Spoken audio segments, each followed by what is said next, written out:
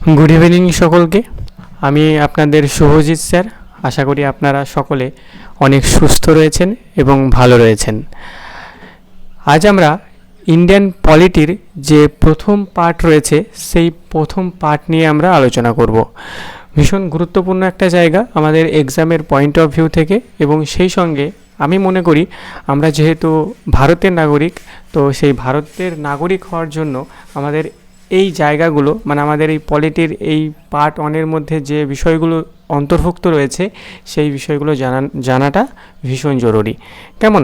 তো আমরা শুরু করছি একটার পর একটা। আমরা যে আর্টিকেলগুলো রয়েছে এবং পার্টের মধ্যে যে আর্টিকেল যেগুলো রয়েছে সেগুলোকে আমরা একটা একটা করে আলোচনা করব। ক্লাসটা মনোযোগ দিয়ে শেষ পর্যন্ত করবেন। আশা করি ক্লাসটা যদি মনোযোগ দিয়ে শেষ পর্যন্ত করেন, এখান থেকে মানে যতগুলো প্রশ্ন আপনার এক্সামে আসবে সমস্ত প্রশ্নের আনসারই কিন্তু আপনি করতে পারবেন। তাহলে চলুন শুরু করছি তাহলে আজকের ক্লাস আমরা।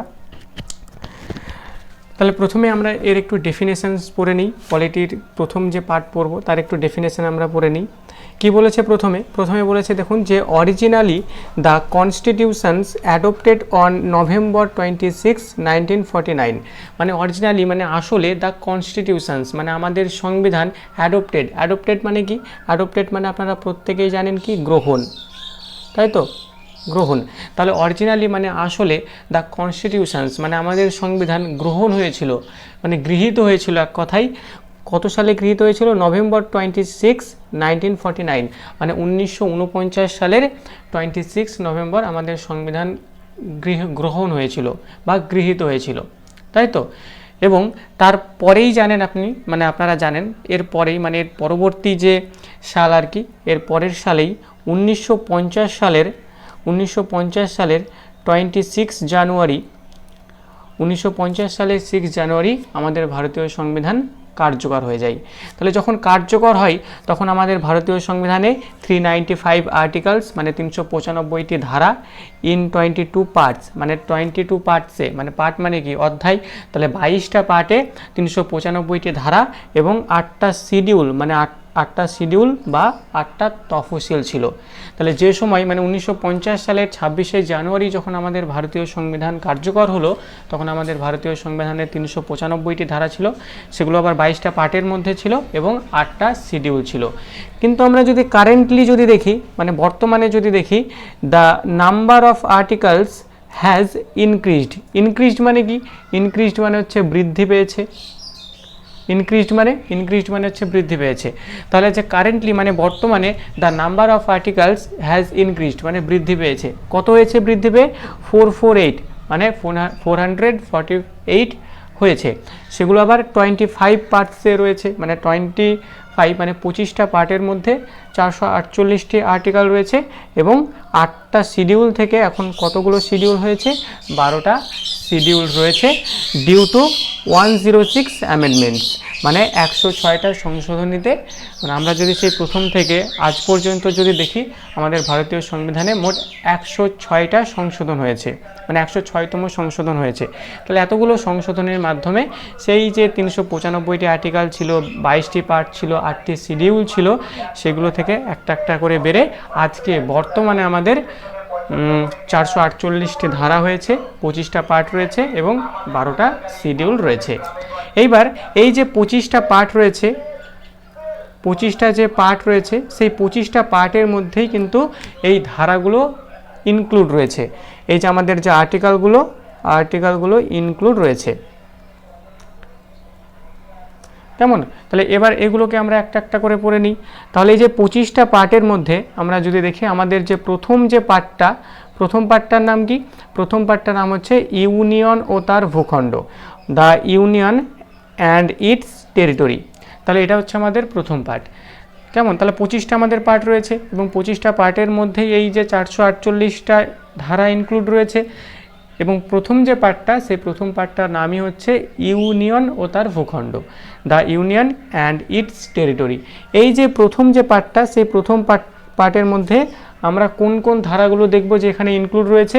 তাহলে এই প্রথম পার্টে আমরা দেখব আমাদের প্রথম আর্টিকেল, দ্বিতীয় আর্টিকেল, তৃতীয় আর্টিকেল এবং চতুর্থ আর্টিকেল। এই 4টে আর্টিকেল বা এই 4টে ধারা ইনক্লুড রয়েছে, বা আমরা বলতে পারি 1 থেকে 4 পর্যন্ত ধারা এই আর্টিকেলে ইনক্লুড রয়েছে। এই আর্টিকেলে বলছি এই পার্টে ইনক্লুড রয়েছে। এবার এই ধারাগুলোকে আমরা এবার একটা একটা করে একটু পড়ে নেব। চলুন, প্রথম ধারাতে কি বলা হচ্ছে, আর্টিকেল 1 কি বলা হচ্ছে, যে সংবিধানের প্রথম ধারায় ভারতকে অঙ্গরাজ্য সমূহের একটি ইউনিয়ন বা ইউনিয়ন অফ স্টেটস হিসেবে ব্যাখ্যা করা হয়েছে। তাহলে প্রথম ধারায় কি বলা হচ্ছে, প্রথম ধারায় বলা হচ্ছে যে আমাদের যে ভারত, সেই ভারতকে একটি অঙ্গরাজ্য সমূহের ইউনিয়ন মানে ইউনিয়ন অফ স্টেটস হিসেবে ব্যাখ্যা করা হচ্ছে। এবার এই ইউনিয়ন অফ স্টেটস হিসেবে কীভাবে ব্যাখ্যা করা হচ্ছে এটাকে যদি আমরা একটু বুঝে নিই মানে এই ম্যাপগুলোর সাহায্যে, তাহলে দেখুন এই জায়গাটা আপনাদের একদমই ক্লিয়ার হয়ে যাবে। দেখুন এটা হচ্ছে একটা আমেরিকার ম্যাপ, এটা হচ্ছে একটা আমেরিকার ম্যাপ। আমেরিকাতে অ্যাট প্রেজেন্ট যদি আমরা স্টেটের কথা বলি, কতগুলো স্টেট রয়েছে বর্তমানে, মানে কারেন্টলি আমেরিকাতে স্টেট রয়েছে 50টা। কেমন, এবার এই যে 50টা স্টেট রয়েছে, এই 50টা স্টেটকে যদি আপনি দেখেন, যেমন এখানে রয়েছে কি মেক্সিকো রয়েছে, ফ্লোরিডা রয়েছে, আচ্ছা ম্যাপে ঠিক বোঝা যাচ্ছে না, তো যাই হোক, এই যে আমাদের যে স্টেটগুলো রয়েছে মানে আমেরিকার মধ্যে এই যে অ্যাট প্রেজেন্ট 50টা যে স্টেট রয়েছে, এই 50টা স্টেটকে যদি দেখেন, এই 50টা স্টেট কিছু কিছু ক্ষমতা তার কেন্দ্রকে দিয়ে তারা সেই সরকারটাকে গঠন করেছে। কেমন, এবং সেই সঙ্গে যদি দেখেন এই যে 50টা যে স্টেট, এই 50টা স্টেটের যে নাগরিকত্ব সেটা আলাদা, 50টা স্টেটের যে নিয়মকানুন সেগুলো আলাদা, 50টা স্টেটের যে পতাকা সেই পতাকাও আলাদা। এই যে আপনি দেখুন পরবর্তী যে ছবিটাই সেখানে আপনি দেখতে পাচ্ছেন যে 50টা যে স্টেট রয়েছে 50টা স্টেটের পতাকাও আলাদা। অর্থাৎ আমেরিকা যে দেশটা, সেই আমেরিকার দেশটাকে আমরা কি বলছি, আমরা বলছি হচ্ছে ফেডারেল। আমেরিকার দেশটাকে আমরা কি বলছি, ফেডারেল। কিন্তু এই ফেডারেলের যদি আপনারা বাংলা মিনিং করেন, বাংলা মিনিংও আপনারা দেখতে পাবেন যে সংঘ। ফেডারেলের মিনিংও বাংলা মিনিং হচ্ছে কি, সংঘ। কিন্তু আমাদের যদি ভারতবর্ষটাকে যদি দেখেন, ভারতবর্ষের মধ্যে যে 28টা স্টেট রয়েছে, 8টি ইউটি রয়েছে, এরা কিন্তু একটা ইউনিয়ন। কেমন, মানে এরা যদি মানে চাই, যেমন মনে করুন আমাদের পশ্চিমবঙ্গ যদি চাই যে আলাদা হয়ে যাবে, যে ভারতবর্ষে থাকতে চাইছে না, ভারতবর্ষ থেকে সে আলাদা হতে চাইছে, তবে সে কিন্তু কখনোই আলাদা হতে পারবে না, কিন্তু সে একটা ইউনিয়ন। পশ্চিমবঙ্গ যদি আবার চাই যে না আমি আমার একটা আলাদা পতাকা তৈরি করব, ভারতের যে পতাকা রয়েছে সেই পতাকা আমরা রাখবো না, আমরা একটা আলাদা পতাকা তৈরি করব, তাহলে সেটাও কিন্তু পশ্চিমবঙ্গ পারবে না। এবং পশ্চিমবঙ্গ যদি বলে যে আমি পশ্চিমবঙ্গের আলাদা একটা নাগরিকত্ব তৈরি করব, যে আমাদের পশ্চিমবঙ্গে বসবাসকারী সমস্ত মানুষজন বলবে যে আমি হচ্ছে ভারতের নাগরিক নয়, আমি পশ্চিমবঙ্গের নাগরিক, এমন বলবে, তা সেটাও কিন্তু সম্ভব নয়। কেননা আমাদের ভারতবর্ষে থাকা এই যে 28টা রাজ্য এবং 8টি ইউনিয়ন টেরিটরি, এরা কিন্তু একটা ইউনিয়ন মানে একটা সংঘ। কেউ চাইলেই তারা কিন্তু আলাদা হতে পারবে না, এরা হচ্ছে কি একটা সংঘ। আর এটাই আমাদের ভারতীয় সংবিধানের প্রথম যে আর্টিকেল, সেই প্রথম আর্টিকেলে বলা হচ্ছে যে ইউনিয়ন অফ স্টেটস, মানে ভারতের সমস্ত স্টেটগুলো হচ্ছে কি একটা ইউনিয়ন। কেমন, আশা করি এই জায়গাটা বোঝা গেছে।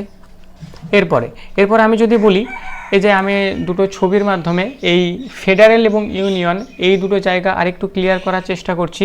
দেখুন এখানে এই সিমেন্ট বালি দিয়ে ইটগুলোকে জাস্ট গাঁথা রয়েছে, এটা হচ্ছে আমাদের ফেডারেল। আর এখানে দেখুন, এখানে ইট বালি মানে ইটকে বালি সিমেন্ট দিয়ে গাঁথা রয়েছে, এবং সেই সঙ্গে তার উপরে দেখুন আরও একটা প্লাস্টারও করা রয়েছে, এটা হচ্ছে কি ইউনিয়ন। অর্থাৎ এই যে দেখুন এই যে ইটগুলো রয়েছে এখানে, মানে সিমেন্ট বালি দিয়ে যে গাঁথা ইটগুলো রয়েছে, এই ইটগুলোকে যদি আমি একটু ছেনি হাতুড়ির সাহায্যে যদি একটু ঠোকা মারি, তাহলে দেখুন এরা কিন্তু ছেড়ে যাবে, মানে আলাদা হয়ে যাবে। মানে ফেডারেলে মানে যে সমস্ত দেশের মানে দেশগুলো এই ফেডারেল অবস্থায় রয়েছে, তারা কিন্তু চাইলেই একটা সময় গিয়ে ভেঙে গিয়ে অন্য একটা স্বাধীন রাষ্ট্র গঠন করতেই পারবে ফেডারেল অবস্থায় যে সমস্ত দেশগুলো রয়েছে। কিন্তু ইউনিয়ন অবস্থায় যে সমস্ত দেশগুলো রয়েছে তারা কিন্তু এটা পারবে না। কেন পারবে না? কেননা তারা একটু শক্তভাবে রয়েছে আর কি। কেমন, যেমন আমাদের ভারতবর্ষ, ভারতবর্ষ হচ্ছে কি একটা ইউনিয়ন। এরপরে কি বলা হচ্ছে, এরপরে বলা হচ্ছে যে ইন দিস আর্টিকেল, মানে এই আর্টিকেলেই, মানে প্রথম যে আর্টিকেলটা আমরা পড়লাম আর্টিকেল 1, তাহলে প্রথম যে আর্টিকেলটা আমরা পড়লাম সেই আর্টিকেলে, মানে in this article the territory of India has been divided into three parts. মানে প্রথম আর্টিকেলে কি করা হয়েছে, প্রথম আর্টিকেলে আমাদের যে ভারতীয় ভূখণ্ড রয়েছে, মানে আমাদের যে ভারতবর্ষ রয়েছে, সেই ভারতবর্ষকে তিনটে পার্টে বিভক্ত করা হচ্ছে, মানে ডিভাইডেড ইন্টু থ্রি পার্টস। কি কি সেই তিনটে পার্ট? আমি যদি প্রথম পার্টটা যদি দেখি তাহলে সেটা কি, সেটা হচ্ছে স্টেট, বা আমরা এটাকে বাংলায় বলছি রাজ্য। বর্তমানে রয়েছে আমাদের 28 স্টেটস। বিতে যদি দেখি আমরা দেখব ইউটি, মানে ইউনিয়ন টেরিটরি, বা এটাকে বাংলায় বললে কেন্দ্রশাসিত অঞ্চল, কেন্দ্রশাসিত অঞ্চল। কেমন, বর্তমানে আমাদের ভারতবর্ষে 8টি রয়েছে। আর সিতে একটা কি রয়েছে, অর্জিত ভূখণ্ড, অর্জিত ভূখণ্ড। তাহলে এই ফার্স্ট আর্টিকেলেই আরও একটা কি কথা বলা হচ্ছে, যে আমাদের এই যে পুরো ভারতীয় ভূখণ্ড, সেই ভারতীয় ভূখণ্ডকে তিনটে ভাগে ভাগ করার কথা ফার্স্ট আর্টিকেলে বলা হয়েছে। সেখানে স্টেট, ইউটি এবং অর্জিত ভূখণ্ডের কথা বলা হচ্ছে। তাহলে আমরা বর্তমানে যদি দেখি অ্যাট প্রেজেন্ট স্টেট তো 28টা রয়েছে, কেন্দ্রশাসিত অঞ্চল কয়টা রয়েছে, 8টা রয়েছে, কিন্তু এই অর্জিত ভূখণ্ড কিন্তু একটাও নেই, অর্জিত ভূখণ্ড 0 রয়েছে। তাহলে দেখুন, সেই সময় যখন আমাদের ভারতীয় সংবিধান তৈরি করা হয়েছিল, তখন কিন্তু এই অর্জিত ভূখণ্ডেরও একটা কনসেপ্ট, সেটা কিন্তু আমাদের ভারতীয় সংবিধানের প্রথম আর্টিকেলে ইনক্লুড করা হয়েছে, তাই না? মানে কোনো সময় যদি মনে করুন পাকিস্তান, বা পাকিস্তানের কোনো একটা রাজ্য আর কি, যেমন মনে করুন বালুচিস্তান,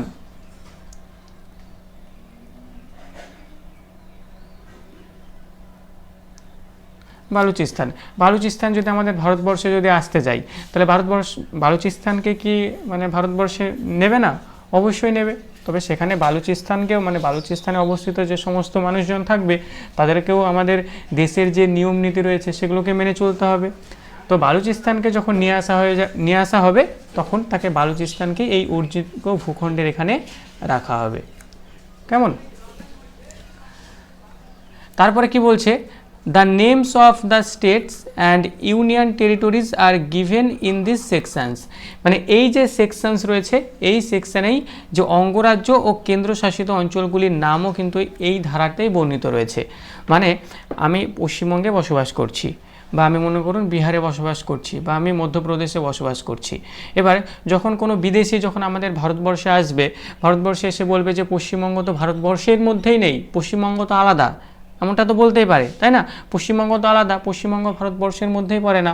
তো তার জন্য আমাদের ভারতীয় সংবিধানের কোথাও না কোথাও তো লেখা থাকাটা জরুরি, যে পশ্চিমবঙ্গ, হ্যাঁ পশ্চিমবঙ্গ অন্য কোথাকার নয়, পশ্চিমবঙ্গ আমাদের ভারতবর্ষেরই। কেমন? তো সেটা আমাদের ভারতীয় সংবিধানের যে প্রথম আর্টিকেল রয়েছে, সেই প্রথম আর্টিকেলেই ইনক্লুড রয়েছে। তাহলে আমরা কি দেখলাম? আমরা যেটা দেখলাম যে আমাদের যে প্রথম পার্ট, সেই প্রথম পার্টে আমরা মানে প্রথম যে পার্ট, সেই প্রথম পার্টে আমরা 4টে আর্টিকেলের কথা জানলাম। একটা প্রথম আর্টিকেল, দ্বিতীয় আর্টিকেল, তৃতীয় আর্টিকেল আর চতুর্থ আর্টিকেল। সেই চতুর্থ আর্টিকেলের মধ্যে প্রথম আর্টিকেলে আমরা কি দেখলাম, যে আমাদের ভারতবর্ষ হচ্ছে একটা ইউনিয়ন, এবং ভারতবর্ষের মধ্যে যে সমস্ত স্টেটগুলো রয়েছে, ইউনিয়ন রয়েছে এবং অর্জিত ভূখণ্ড রয়েছে, এগুলোকে 3টে ভাগে ভাগ করা হচ্ছে। হ্যাঁ, মানে আমাদের ভারতীয় ভূখণ্ডকে 3টে ভাগে ভাগ করা হয়েছে।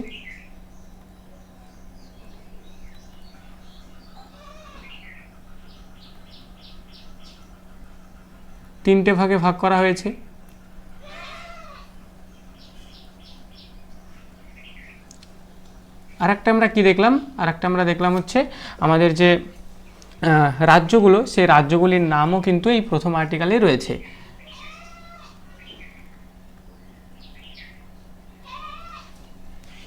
রাজ্যগুলির নাম বর্ণিত রয়েছে।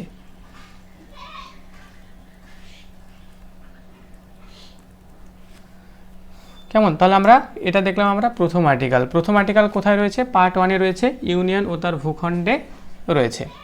এরপর আমরা কি পড়ব? এরপর আমরা পড়ব আমাদের সেকেন্ড আর্টিকেলে কি বলা হচ্ছে? সেকেন্ড আর্টিকেলে বলা হচ্ছে যে পার্লামেন্টকে ভারতীয় ইউনিয়নের নতুন রাজ্য গঠনের ক্ষমতা দেওয়া হয়েছে। পার্লামেন্ট বলতে আমরা কি বুঝি? পার্লামেন্ট বলতে আমাদের যে রাজ্যসভা,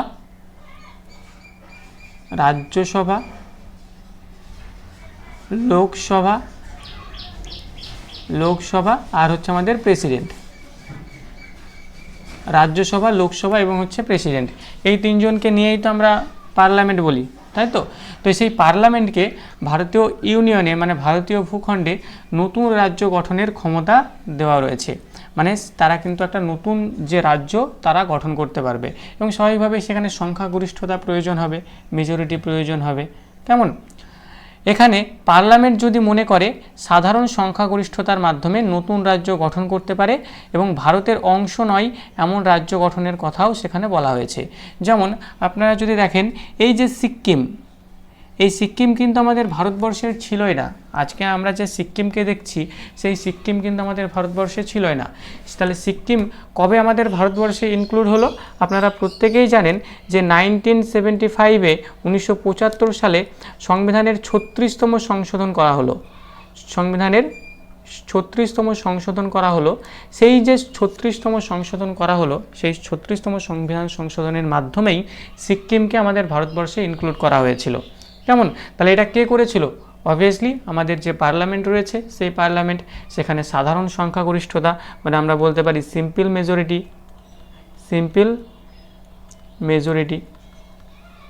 সিম্পল মেজরিটির মাধ্যমে তারা সেটাকে মানে সিকিমটাকে আমাদের ভারতবর্ষের করে নিয়েছিল। সিম্পল মেজরিটি মানে অর্ধেকের বেশি যদি সমর্থন করে। পার্লামেন্টে যদি বলি দুটো কক্ষ রয়েছে, একটা উচ্চকক্ষ, নিম্নকক্ষ। তো নিম্নকক্ষ কি লোকসভাতে বর্তমান সদস্য সংখ্যা 545, তাই না? তো সেই 545-এর মধ্যে 273 জনের যদি সমর্থন থাকে তাহলেই সেটা বলবো আমরা সিম্পল মেজরিটি। এটা ছিল আমাদের সেকেন্ড আর্টিকেল। এরপর কি রয়েছে? এরপর রয়েছে আমাদের আর্টিকেল নাম্বার 3। আর্টিকেল নাম্বার 3-তে কি বলা হচ্ছে যে এই ধারায় ভারতীয় ভূখণ্ডের মধ্যে রাজ্যগুলির পুনর্গঠনের কথা বলা হয়েছে।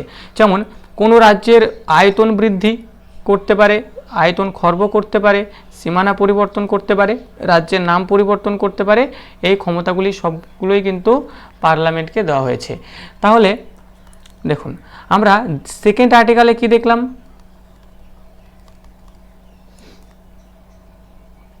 সেকেন্ড আর্টিকেলে কি দেখলাম যে যারা বিদেশি রয়েছে আর কি, মানে বিদেশি যে সমস্ত রাষ্ট্রগুলি রয়েছে সেগুলোকে মানে আমাদের ভারতবর্ষ সাধারণ সংখ্যাগরিষ্ঠতার মাধ্যমে নিজের অধীনে নিয়ে তাকে একটা রাজ্য ঘোষণা করে দিতে পারে। কেমন? মানে তাকে নতুন একটা রাজ্য গঠন করার ক্ষমতা পার্লামেন্টকে দেওয়া হয়েছে। এটা আমরা সেকেন্ড আর্টিকেলে পড়লাম। এবার থার্ড আর্টিকেলে কি পড়ছি? থার্ড আর্টিকেলে পড়ছি আমরা যে এবার তো নিজের রাজ্য হয়ে গেছে, এবার তাকে ভেঙে চুরে, ঠিক আছে, নাম পরিবর্তন করে, সীমানা পরিবর্তন করে তাকে যেমন ইচ্ছে তেমনভাবে বানিয়ে নাও, মানে অ্যাকচুয়ালি নিজের মতো করে নাও। এটা আমাদের বলছে থার্ড আর্টিকেলে। কেমন? এটা আমাদের কি বলছে? থার্ড আর্টিকেলে। তাহলে এগুলোও কিন্তু আমাদের ভারতীয় সংবিধানের যে পার্লামেন্ট রয়েছে সেই পার্লামেন্টকে দেওয়া হয়েছে এবং এটা আমাদের ভারতীয় সংবিধানের যে আর্টিকেল নাম্বার 3 সেই আর্টিকেল নাম্বার 3-তে রয়েছে। যেমন আমরা যদি দেখি মধ্যপ্রদেশকে ভেঙে এমপিকে ভেঙে কি করা হলো? এমপিকে ভেঙে আমরা দেখব আমাদের ছত্তিশগড় রাজ্য গঠন করা হলো। ছত্তিশগড় গঠন করা হলো। কত সালে এটা গঠন করা হলো? আমরা দেখব যে 1 নভেম্বর 2000 সালের 1 নভেম্বর আমরা দেখব যে মধ্যপ্রদেশকে ভেঙে ছত্তিশগড় গঠন করা হচ্ছে। তারপর আমরা দেখব ইউপিকে ভেঙে উত্তরাখণ্ড গঠন করা হচ্ছে।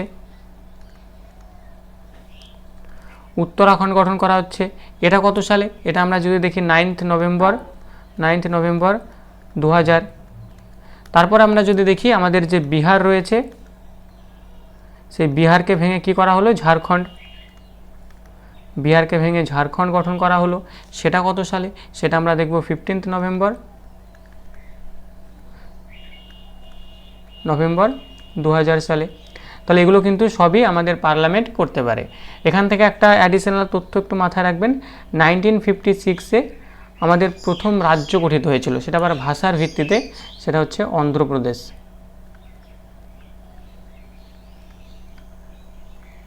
অন্ধ্রপ্রদেশ।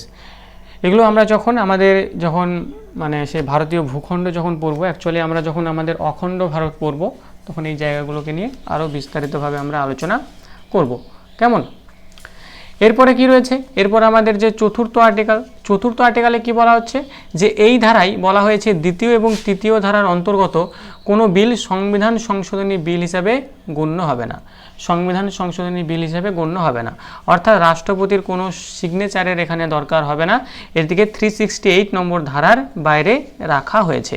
যেমন আমি যদি বলি, মনে করুন আমাদের কোনো একটা আইন সেটা পাস হয় কিভাবে। যেমন মনে করুন আমি যদি স্বাভাবিকভাবেই বলি, আমাদের পশ্চিমবঙ্গে একটা এয়ারপোর্টের দরকার। পশ্চিমবঙ্গে কি দরকার? একটা এয়ারপোর্ট দরকার। পশ্চিমবঙ্গে কি দরকার? একটা এয়ারপোর্ট দরকার। একটা এয়ারপোর্ট তো রয়েছে আমাদের, দমদমে একটা এয়ারপোর্ট রয়েছে, আর একটা এয়ারপোর্ট দরকার। কোথায় দরকার? আমাদের যে শিলিগুড়ি রয়েছে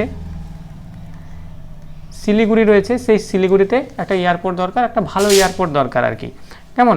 তো এই শিলিগুড়ির যে এমপি রয়েছে মানে মেম্বার অফ পার্লামেন্টের যে সদস্য রয়েছে, এমপি মানে লোকসভার সদস্য রয়েছে, সেই লোকসভার সদস্য কোথায় যাবে? সেই লোকসভার সদস্য চলে যাবে দিল্লিতে। কেমন? দিল্লিতে যাবে। তো দিল্লিতে গিয়ে কি বলবে? দিল্লিতে গিয়ে বলবে যে এরকম ব্যাপার, যে আমাদের শিলিগুড়িতে একটা এয়ারপোর্ট দরকার, মানে একটা এয়ারপোর্ট দরকার, এবং এয়ারপোর্টটা না হলে সেখানকার যে বাসিন্দা রয়েছে বিভিন্ন সমস্যার সম্মুখীন তারা হচ্ছে আর কি, এয়ারপোর্টটা দরকার। তো এই শিলিগুড়ির এমপি গিয়ে দিল্লিতে বলবে। দিল্লিতে কোথায় গিয়ে বলবে? যেখানে লোকসভার অধিবেশন হচ্ছে সেখানে গিয়ে বলবে। এবার লোকসভাতে সদস্য সংখ্যা কতজন? 545 জন সদস্য রয়েছে। এবার এই 545 জন সদস্যের মধ্যে 273 জন সদস্য বলবে হ্যাঁ অবশ্যই একটা শিলিগুড়িতে এয়ারপোর্টের দরকার। তাহলে শিলিগুড়িতে এয়ারপোর্ট একটা দরকার। এই 273 জন যখন সমর্থন করবে তখন কিন্তু এটা কি হয়ে যাবে? এটা একটা মানে পাস হয়ে গেল আর কি, লোকসভাতে পাস হয়ে গেল। তখন এই বিলটাই আবার কোথায় যাবে? লোকসভাতে পাস হয়ে যাওয়ার পর আমাদের রাজ্যসভাতে আসবে। এবং রাজ্যসভাতে ঠিক একইভাবে যদি পাস হয়ে যায়, রাজ্যসভাতেও যদি একইভাবে পাস হয়ে যায় স্বাভাবিকভাবেই তখন এটা কার কাছে আসবে? প্রেসিডেন্টের কাছে আসবে। এবং প্রেসিডেন্ট তখন সেখানে একটা সিগনেচার করে দেবে। তো সিগনেচার করে দেওয়ার পর তখন কিন্তু সেটা আইনে পরিণত হয়ে যাবে, তার আগে কিন্তু আইনে পরিণত হবে না। কেমন? মানে যে কোনো বিল আর কি, সেটা অর্থ সংক্রান্ত হতে পারে বা যে কোনো সংক্রান্ত হতে পারে, যে কোনো বিল এভাবেই আইনে পরিণত হয়। এবার এখানে কি বলা হয়েছে? চতুর্থ নম্বর আর্টিকেলে বলা হলো যে এই যে সেকেন্ড নাম্বার আর্টিকেলে যে বিভিন্ন যে বহিরাগত বলতে বিভিন্ন বিদেশি যে সমস্ত রাজ্যগুলো রয়েছে তারা যদি ভারতবর্ষে যদি আসতে চাই তাহলে পার্লামেন্ট সেটাকে সাধারণ সংখ্যাগরিষ্ঠতার মাধ্যমে নিজের করে নিচ্ছে। কেমন? মানে নিজের অধীনে নিয়ে তাকে ভারতীয় রাজ্যের একটা মর্যাদা দিয়ে দেওয়া হচ্ছে। এবং থার্ডে কি বলা হচ্ছে? থার্ড নম্বর আর্টিকেলে মানে তৃতীয় নম্বর আর্টিকেলে কি বলা হচ্ছে? এই যে চলে এসেছে, মানে যখন বাইরের যখন কোনো একটা রাজ্য ছিল সে যখন নিজের অধীনে নিয়ে নিল, এটা সেকেন্ড নম্বর আর্টিকেলে বলছে। এবার থার্ড নম্বর আর্টিকেলে কি বলছে? যে এখন তো চলে এসেছে, এবার তাহলে তাকে ভেঙে চুরে একদম কেটে ছেটে একদম নিজের মতো করে বানিয়ে নাও। এটা তৃতীয় নম্বর আর্টিকেলে বলছে। কেমন? এটা তৃতীয় নম্বর আর্টিকেলে বলছে। এবং এই যে দ্বিতীয় এবং তৃতীয় নম্বর আর্টিকেলের মধ্যে এই যে এত কিছু কথা বর্ণিত রয়েছে, এগুলোর জন্য রাষ্ট্রপতির কোনো রকম কোনো সই দরকার হবে না। কেমন? রাষ্ট্রপতির সিগনেচার দরকার হবে না, কেননা এখানে রাষ্ট্রপতিকে আগে থেকেই বলা থাকবে। এবং পার্লামেন্টে সাধারণ সংখ্যাগরিষ্ঠতায় সেটা পাস হয়ে গেলে ব্যাস সেটাকে তার নিজের অধীনে নিয়ে নেবে বা তাকে কাটা ছাটা বাদ দেওয়া ইত্যাদি তারা করতে পারবে। কেমন? তবে এখানে একটা জিনিস, সংখ্যাগরিষ্ঠতা, এই সংখ্যাগরিষ্ঠতারও অনেক ভাগ রয়েছে, যেমন simple majority, absolute majority, special majority, এগুলো অনেক ভাগ রয়েছে আর কি। সেগুলো আমরা মেজরিটি ক্লাসে একটা করে পড়ব। আজকের ক্লাসে আমরা এই 1 থেকে 4 পর্যন্ত আর্টিকেল পড়লাম। তাহলে এই আর্টিকেলগুলোকে আমরা যদি একটু রিভিশন করে নিই তাহলে ঠিক কিভাবে করব? আমরা ফার্স্ট যে আর্টিকেল, সেখানে কি বলা হচ্ছে? ভারত হচ্ছে একটা ইউনিয়ন। মানে ভারত যদি চাই, মানে ভারতের মধ্যে অবস্থিত যে 28টি স্টেট রয়েছে তারা যদি চাই যে আমরা অন্য নাগরিকত্ব গ্রহণ করব বা আমরা আলাদা একটা স্বাধীন রাষ্ট্র গঠন করব, বা আমরা এখান থেকে সরে চলে যাব, অন্য কোথাও চলে যাব, চায়নার সঙ্গে মিলিত হয়ে যাব, তাহলে তারা কিন্তু পারবে না, কারণ ভারতবর্ষ হচ্ছে কি একটা ইউনিয়ন। সেকেন্ড আর্টিকেলে কি বলা হচ্ছে? সেকেন্ড আর্টিকেলে বলা হচ্ছে বাইরে থেকে যে সমস্ত স্টেট যদি ভারতে আসতে চাই তাহলে তাকে নিয়ে নাও। থার্ড আর্টিকেলে কি বলা হচ্ছে? থার্ড আর্টিকেলে বলা হচ্ছে যে এবার তো ভারতে চলে এসেছে, তাহলে তাকে কেটে ছেটে বাদ দিয়ে যেমনভাবে যা ইচ্ছে করে নিজের মতো করে বানিয়ে নাও। আর চতুর্থতে কি বলছে? চতুর্থতে বলছে যে এবার তো ভারতে চলে এলো আর কি, ঠিক আছে, এই যে দুটো ধারায় যা কিছু করা হচ্ছে এগুলো সব রাষ্ট্রপতির মানে বাইরে থাকবে, মানে রাষ্ট্রপতির, প্রেসিডেন্টের এখানে সিগনেচারের কোনো রকম কোনো সিগনেচার এখানে দরকার হবে না। এবং এই যে চারটে আর্টিকেল, এই চারটে আর্টিকেল আমাদের পার্ট 1-এ রয়েছে। পার্ট 1-এ রয়েছে ইউনিয়ন এবং তার ভূখণ্ড, এই যে পার্টটা রয়েছে এই পার্ট নম্বর আর্টিকেলে, মানে 1 নম্বর আর্টিকেলে এই চারটে ধারা রয়েছে। কেমন? এরপরে আমাদের রয়েছে কি সেকেন্ড পার্ট রয়েছে। সেকেন্ড পার্ট রয়েছে, সেই সেকেন্ড পার্টে আমরা কি দেখব? আমাদের নাগরিকত্ব রয়েছে, নাগরিকত্ব। এবং সেই যে নাগরিকত্ব, এটা আমাদের ভারতীয় সংবিধানের যে 5 থেকে 11 নম্বর আর্টিকেল দখল করে। এগুলো আমরা এর পরের দিন ক্লাসে বিস্তারিতভাবে আলোচনা করব। তাহলে আমরা যতটুকু আজকের ক্লাসে আলোচনা করলাম, আশা করছি আপনাদের প্রত্যেকেরই জায়গাটা ক্লিয়ার হয়েছে। কেমন? যদি কোনো জায়গায় কোনো কনফিউশন থেকে থাকে বা কোনো যদি ডাউটস থেকে থাকে অবশ্যই আমাকে কমেন্টে জানাবেন। কেমন? তো সুস্থ থাকবেন প্রত্যেকে, ভালো থাকবেন। কেমন?